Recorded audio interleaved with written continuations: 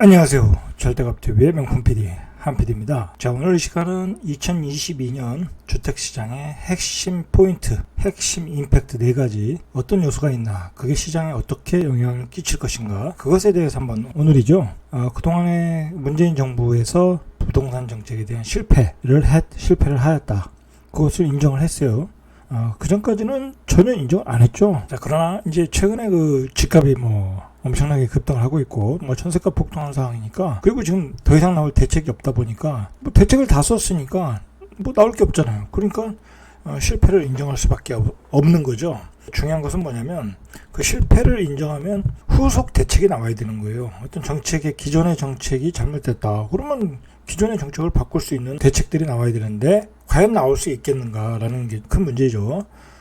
예를 들어서 지금 국회에, 그러니까 예전에는 고가주택이 9억이 든 것을 이제 12억까지 이제 상향 조정을 하겠다라는 안이 올라갔어요. 안건이 올라갔는데 12억 이하도 양도세를 안 낸다라는 거죠. 이제 그런 안이 올라갔는데, 자, 그 안건이 지지부진해요. 자, 지지부진하다. 9억에서 12억 사이에 있는 집들이 요즘 최근에 거래가 안 돼요. 아니, 거래가 안 된다기보다는 매물을 내놓지는 않아요. 사고자 하시는 분들은 많은데, 왜 그렇게 했어요? 지금 빨리 법이 바뀌어야 양도세가 면제가 되는데, 그걸 법률안이 통과되는 걸 보고 팔겠다라는 거잖아요. 자, 그런데 국회에서 이것 가지고 미적미적 거리는 거야. 무슨 문제인지 모르지만. 자, 그러다 보니까 무슨 양상이 있냐면은, 9억에서 12억의 집을 사야 되는 사람들이 못 사게 되는 거야. 12억 이상의 집들을 사겠죠. 12억에서 15억 사이의 집을 집중적으로 매수할 가능성이 높아요. 왜냐하면 9억에서 12억짜리 매물들이 없으니까 대출을 받아서 12억에서 15억 사이, 15억까지는 대출이 나오니까 그런 집값에 어떤 상승이 나오더라, 또 풍선 효과가 나오더라는 거예요. 명확하게 알 것은 뭐냐면 지금의 좌파 정부는 어떤 그 빈부의 차를 줄인다, 빈부의 갈등을 줄인다, 그런 게 어떻게 보면 정책의 어떤 목표잖아요. 그런 건 좋아요. 빈부의 격차를 줄인다, 얼마나 좋습니까? 그런 정책이 좋아요. 그런데 문제는 뭐냐면 지금까지의 어떤 부동산의 빈부의 격차가 일어났던 것은 부동산 때문이다라는 거예요. 부동산 때문이다. 그것도 맞아요. 절대 틀린 얘기 아니에요. 절대 틀린 얘기 아니다. 부동산 때문에 우리가 빈부의 격차는 벌어졌어요, 분명히. 저도 그건 분명히 인정을 해요. 자, 그러나 중요한 것은 뭐냐면 제가 요즘 느끼기로는 우리가 이렇게 빈부의 격차가 벌어진 것은 부동산에도 원인이 분명히 있지만은, 저는 어떤 이 사회 기득권 세력들의 어떤 부정부패에도 분명히 문제가 있다고 봐요. 그렇지 않겠습니까? 요번에 화천대유, 천화동인 그 사건을 보시면 그 사람들이 다 누구예요? 대한민국에서 최고 잘 나가는 직업을 가지신 분들 아니에요. 변호사, 회계사, 야당이 잘못했다, 여당이 잘못했다, 누가 문제가 있다라는 걸 떠나서 화천대유의 대표들, 그 회사의 주주들이 누구냐? 바로 변호사, 회계사 아니겠습니까? 자, 그런 사람들이 어떤 로비의 과정을 거쳐가지고 그런 커다란 이익을 가져갔잖아요. 그런 것이 어떻게 보면 그 빈부의 격차를 가져가게 하는 거예요. 거기서 일했던 친구가 퇴직금으로 50억을 받아갔잖아요. 자, 그게 말이 됩니까? 거기서 일했던 변호사 고문 딸이 아파트를 분양받아 갔다. 회사 것을. 자, 그게 정당하겠냐 이거예요. 정당하겠냐. 그런 문제가 있더라는 거예요. 이게 우리 대한민국의 어떤 빈부의 갈등은 부동산에만의 문제가 아니다. 근데 제가 이 얘기를 하는 것은 지금 좌파 정부는 오직 부동산이라는 거야. 사실은 그렇지 않잖아요. LH 사태를 통해서 공무원들이 엄청 헤쳐먹었고, 그 다음에 카카오 주식들 상장하면서 얼마나 많은 거기서 주식 가져간 사람들이 이 사회의 기득권이지, 한두 주 상장할 때 받은 사람들이 큰 돈을 벌었겠습니까? 미리 선투자해서, 정보를 갖고 선투자해서 많은 지분을 확보한 사람들이 돈을 벌었죠. 저는 깜짝 놀란 게 뭐냐면, 요번에 비트코인 회사가 이제 정리를 하고 4개가 남았잖아요. 자, 근데 그 중에 업비트인가요? 뭐 하여튼 최고 이제 매출을 많이 올린 회사, 뭐 엄청난 수익을 거뒀어요. 지금 그 네 회사가. 그렇지 않겠습니까? 도박장에서 돈 버는 거는 도박을 개최한 주체가 돈을 버는 거예요. 자, 그런데 그 회사의 지분을 누가 가지고 있냐? 그 지분이 나왔어요. 신문에 보면 K큐브 홀딩스가 가지고 있는 게 있더라는 거야. K큐브 홀딩스가 지분을 뭐 7%인가요? 가지고 있더라고요. 몇 프로인가? 그리고 카카오도 한 7% 가지고 있고, 제가 이제 뭐 카카오가 잘못됐다, K큐브 홀딩스가 잘못됐다 그런 얘기가 아니라, 이 사회에 지금 어떤 그 부의 불균형은 그런 정보를 독점하고 그런 것을 어떤 그 유치를 하고 그런 사업을 벌리는 세력들이라고 할까요? 그런 부류들이 돈을 벌어가고 있는 거예요. 오직 부동산만 가지고 그렇지 않다라는 얘기예요. 이 사회의 불균형은. 이 좌파 정부가 부동산만 때려잡겠다고 했는데 결국은 부동산에서 빈부격차는 더 벌어졌잖아요. 부자들은 더 부자 됐잖아요. 그죠? 똘똘한 한 채로 강남에 한두 채 가지고 있던 사람들은 부자 됐잖아요. 자, 그거 팔지도 못하니까 자식들한테 증여해서 대물림했잖아요. 자, 그렇잖아요. 그 다음에 서민들은 강남에 진입도 할 수 없었어요. 초기에 15억 이상 대출은 또 대출을 못 받게 하고 9억 이상의 또 중도금 대출은 못 받게 하고, 어떻게 보면 계속해서 서민들의 살 수 있는 기회를 박탈한 게 좌파 정부였다라는 거예요. 그나마 거기서 기본 자산을 늘렸어야 되는데 그 기회마저 다 박탈했다라는 거예요. 그렇지 않겠습니까? 요즘 보세요. 요즘 마지막 대책이 뭐예요? 결국 고승범 금융위원장을 박아놓고 그 사람을 통해서 금융시장을 대출을 차단하고 막아서 지금 집을 산 사람도 잔금 대출을 못 해가지고 집을 못 들어가고 청약을 포기할 상태까지 간대잖아요. 이게 말이 됩니까? 저는 아무리 생각해도 말이 안 돼요. 정말 제가 그런 상황이라면 저는 정말 그 청와대에다가 울분을 통하는 그 국민신문고 뭐 그런 거 올려가지고 청원했을 거예요. 자, 서민들의 집 마련할 기회는 박탈하고 자기들은 기득권 세력들은 무슨 시행을 하던 주식시장이든 엄청나게 돈을 벌었다. 빈부격차가 너무 많이 벌어졌다라는 거예요. 이 좌파 정부의 실책은 거기에 있는 거예요. 그러니까 인정하지 않을 수 없죠. 자, 대선을 앞두고 나오는 일종의 제스처다. 저는 그렇게 봐요. 그러면 예를 들어서 좌파 정부가 다음에 정권을 또 잡는다든지 또 어떻게 된다든지, 자, 그렇게 그런 결과가 나온다고 하면 과연 부동산의 정책이 바뀌겠느냐 이거에 바뀌겠느냐. 예? 양도세 완화하고 유통 물량이 시장에 나오게끔 바뀌겠느냐. 그리고 보유세 완화하고 임대차 보호 3법 폐지하고 바뀌겠느냐. 저는 안 바뀐다고 봐요. 안 바뀐다. 자, 그러니까 지금의 사과는 단순히 선거 국면을 모면하기 위한 것이지 어떤 정책의 본질을 바꾸기 위한 태도의 변화는 분명히 아니다. 자, 이제 우리가 걱정이 되는 것은 2022년 시장, 주택시장이에요. 지금 모든 전문가들이 걱정을 하고 있어요. 진짜 이 부동산 시장의 인플루언서들이 엄청나게 걱정을 하고 있다. 집값이 내릴 기미도 안 보이고 올해 전세값의 폭등은 예고편에 불과하다라는 이야기를 해요. 그 정도로 내년의 전세 가격은 급등할 여지가 있다라는 거예요. 지금 얼마나 시장이 지금 피로감에 누적이 되어 있냐면, 예를 들어서 얘기하는 거예요. 어느 지역에 8억의 거래가 됐어요. 불과 몇 개월 전에. 그런데 지금 나오는 호가는 12억이야. 그러면 8억에서 9억, 10억 이렇게 거래가 돼서 올라가야 되잖아요. 그냥 8억 거래되고 8억 5천, 9억에 거래되고 그냥 다음에 12억이야. 자, 그 얘기가 뭐예요? 집을 팔면 안 된다. 그리고 저쪽에 있는 집값이, 저 옆 동네 좋은 동네에 있는 집값이 급등했는데 왜 우리가 이것밖에 안 하냐? 강남은 84 기준으로 40억을 찍고 있는데 왜 우리가 이거밖에 안 하냐? 우리도 이 정도는 해야 되는 거 아니냐? 자, 그런 식으로 어떤 그 집단 마법에 빠진 시장이라는 거예요. 집단 마법에. 자, 그러니까 매물들은 비싸게 나오고 살려고 하는 사람들은 많은데 도저히 못 사고, 그런데 어쩔 수 없이 사는 사람들이 딱 그 호가를 또 찍어줘. 그러면 그게 또 가격이 되는 거야. 지금 그런 집단 관계, 집단 마법에 걸린 시장이 돼버렸다. 정부는 대책은 내놓을 수도 없고, 그 다음에 나오는 것은 대출 차단밖에 안 나오고, 그 다음에 둥그런지 않는 사전청약이나 나오고. 자, 사전청약이 또 뭐가 문제겠습니까?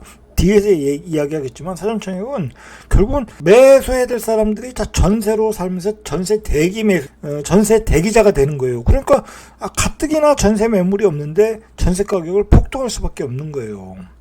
제가 정리한 바로는 뭐 이건 제가 정리한 내용이긴 하지만 대부분의 전문가들도 아마 이 의견에는 동의할 것 같아요. 2022년 주택시장의 어떤 핵심 포인트는 이 네 가지로 보시면 돼요. 일단은 올해부터 시작됐지만 긴축, 대출 억제 차단, 뭐 이건 뭐 명확한 거예요. 지금 명확한 흐름이라고 보시면 돼요. 그리고 금리 인상, 뭐 이건 말할 것도 없죠. 지금 뭐 시장의 금리가 뭐 은행에 가서 주담보 받으시려면 4%가 가까이 돼요. 4% 가까이 돼요. 자, 계속 올라가고 있어요. 뭐 대출을 못하게 하니까 은행들끼리 금리를 올려버리는 거야. 금리를 올려버리면 대출 안 받을 거 아니에요. 예? 그런 식으로 금리를 지금 계속해서 올리고 있다. 자, 그리고 내년에 대출에 당연한 거고요. 왜냐면 지금 중국도 긴축으로 갔고 미국도 테이퍼링으로 갔고 그리고 자산 버블이라는 인식이 있기 때문에 갈 수밖에 없어요. 자, 이건 뭐 뒤에서 이야기하는 거로 하고. 자, 두 번째로 전세 가격 폭등이다. 자, 이것도 뭐 다 뒤에서 이야기하겠습니다. 하나하나 예를 들어서. 자, 그다음에 세 번째 리스크는 대선 리스크다.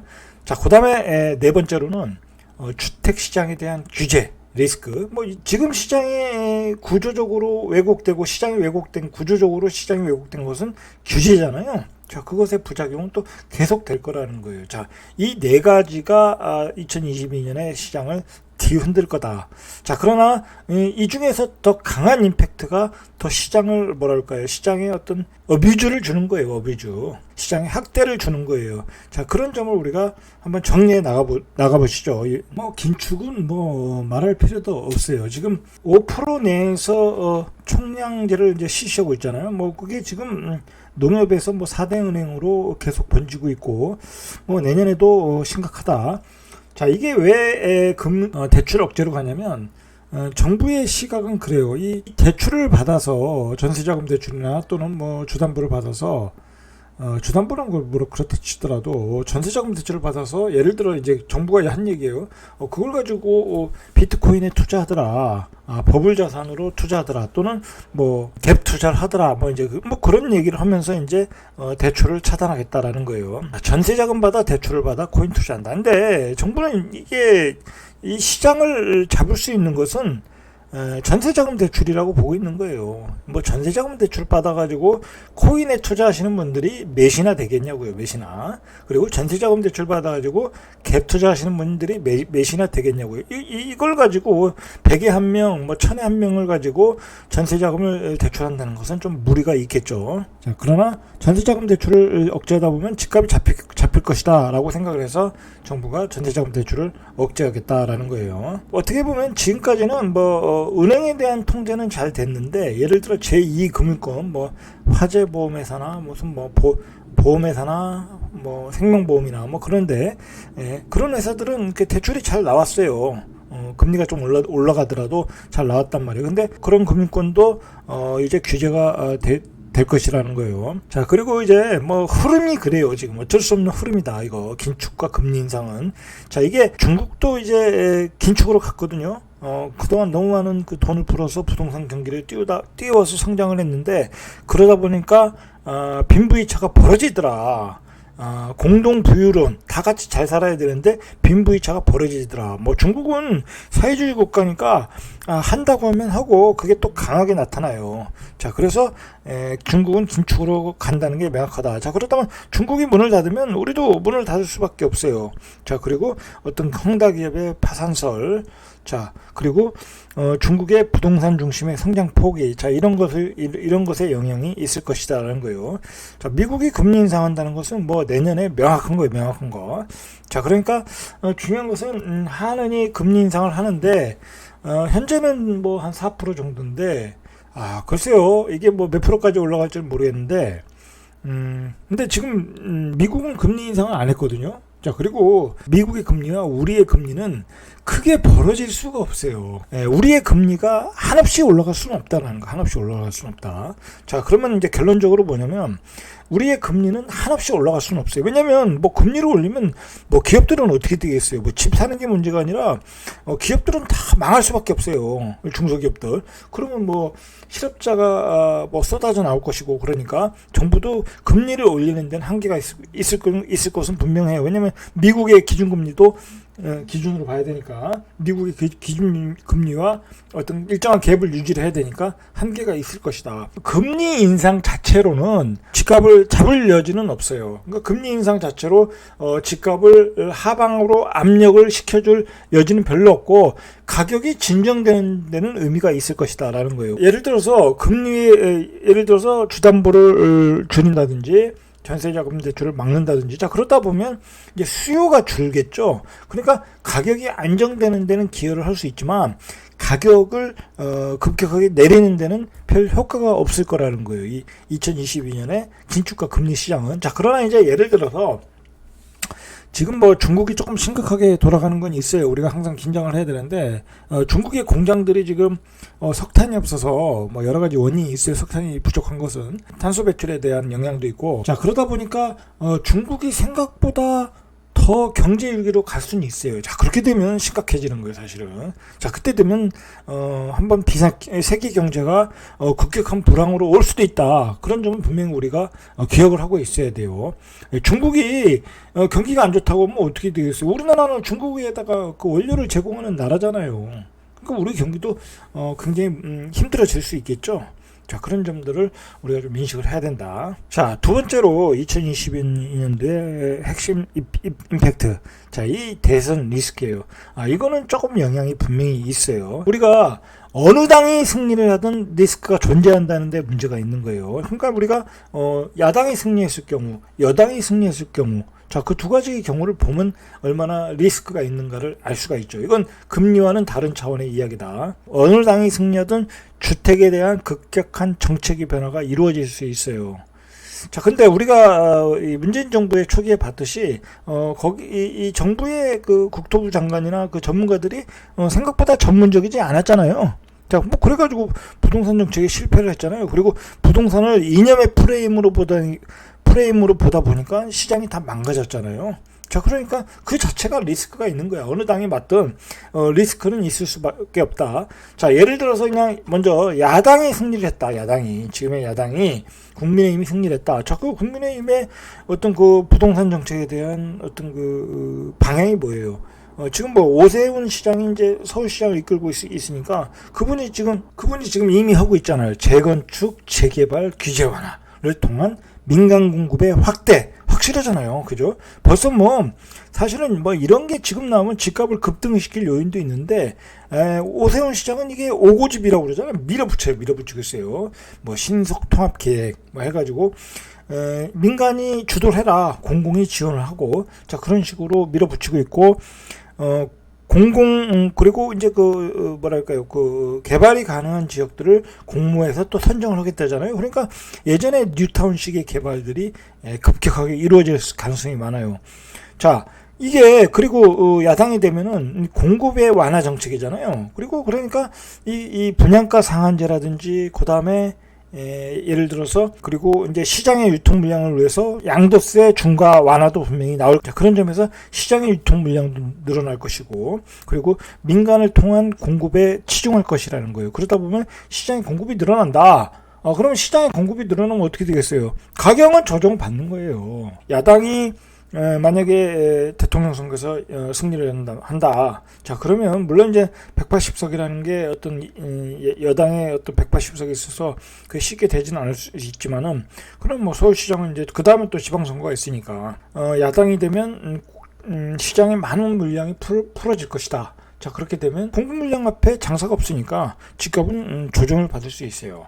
저는 그렇게 생각해요. 그러면 여당이 됐을 경우는 어떻게 되겠냐? 자, 여당은 뭐 지금 뭐 강력한 후보 이재명 후보는 부동산 정책에 대해서는 좀 강경하잖아요. 강경하고 부동산을 통한 어떤 부의 분배를 주장하시는 분이 아니겠습니까? 자, 그 얘기는 뭐예요? 이제 그동안 문재인 정부가 추진하던 정책을 이어받아서 갈 가능성이 많아요.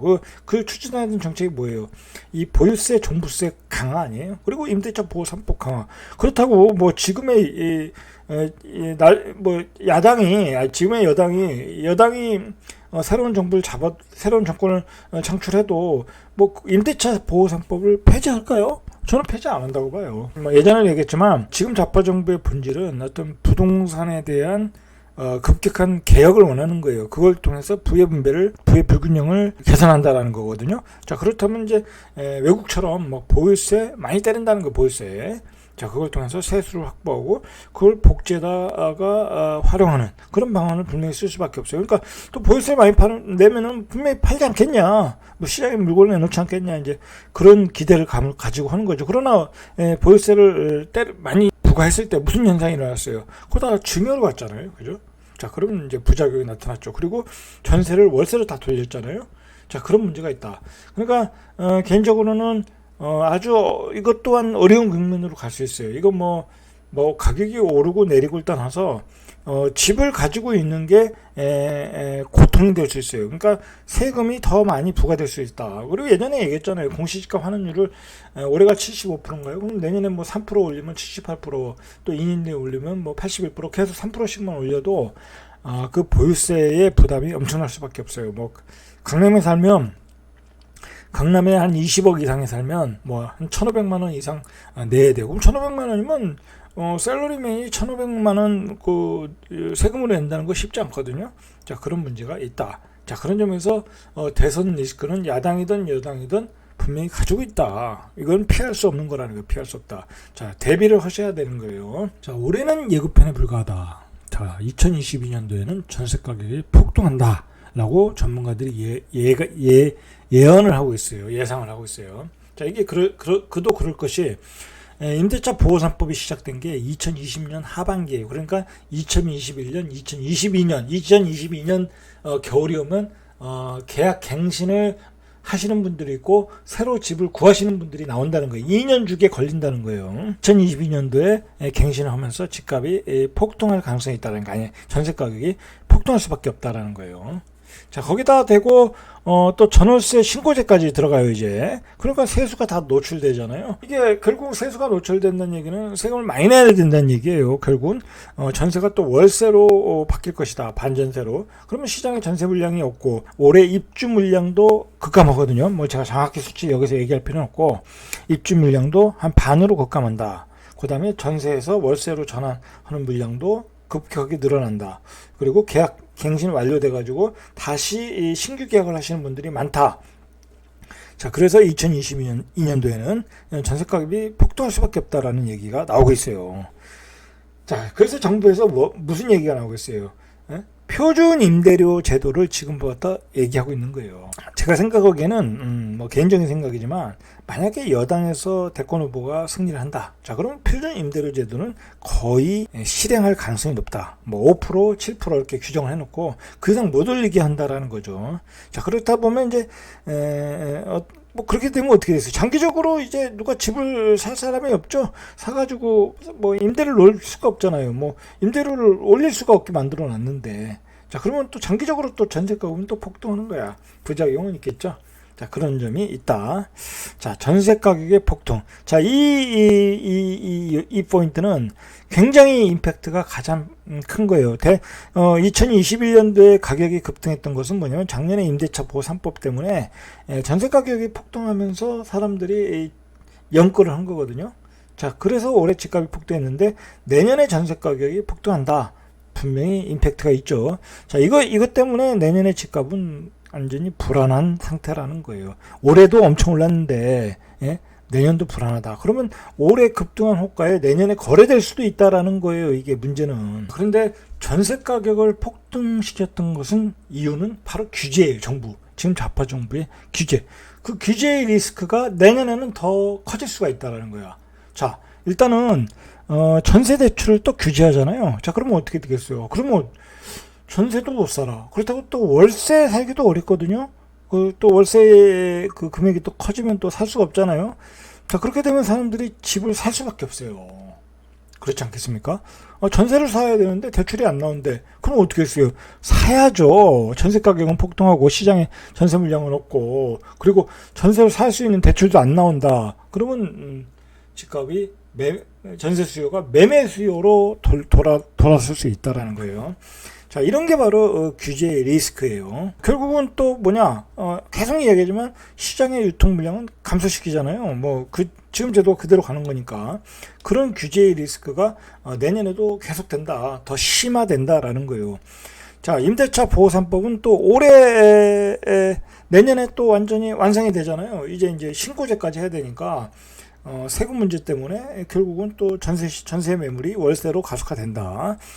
자, 역시 공시지가 환원율을 통해서 세금 폭탄이 또 내년에 부담스러워진다라는 거예요. 이런 게 다 규제의 리스크다. 자, 결국은 자 보세요. 이러한 규제들, 예를 들어서 신규 아파트에 전세를 못 넣는 실거주 의무, 그럼 전세 매물이 없잖아요. 자, 이런 것들의 원인은 결국은 시장에 전세를 없애버리고 매매로 수요를 돌아가게 할 수밖에, 매매 수요로 옮겨갈 수밖에 없는 그런 그 상황을 만들어가고 있다라는 거예요. 자, 이게 규제 리스크예요. 자, 이거는 계속해서 시장에 영향을 주고 있어요. 올해도 줬지만 내년에도 더 크게 줄 것이다 라는 거예요. 자, 우리가 이제 정리를 해야 돼요. 그러면 이 네 가지 요소 중에서 시장에 어떤 큰 임팩트를 주는 건 뭐냐? 자, 일단은 제가 정리하기로는 긴축과 금리는 일단 버려도 된다. 왜냐면 금리라는 건 올릴 수 있는데 한계가 있기 때문에 사람들은 집값을 지금 금리가 오른다고 집을 안 살 수가 없는 상황이라는 거예요. 네? 그렇지 않겠습니까? 내가 살 집인데 별 의미가 없다. 경제 위기 수준에, 중국의 경제 위기 수준의 문제가 오지 않는 한 금리는 커다란 변수는 아니다라는 거예요. 자, 대선의 리스크는 분명히 있지만은 그거 역시 커다란 상수는 아닐 수도 있어요. 자, 그러나 이 두 가지 전세 가격의 폭등은 확률이 매우 높아 보인다. 자, 그리고 전세 가격의 폭등시키는 원인들, 그 규제의 리스크는 더욱더 커져가고 있다. 밑에서 더 활활 타오르고 있다. 자, 그러니까 전세 가격은 폭등하고 전세를 못 얻는 사람들은 매매 수요로 또 매매 수요로 돌아설 수밖에 없는 상황으로 2022년은 가고 있는 게 아닌가라는 거예요.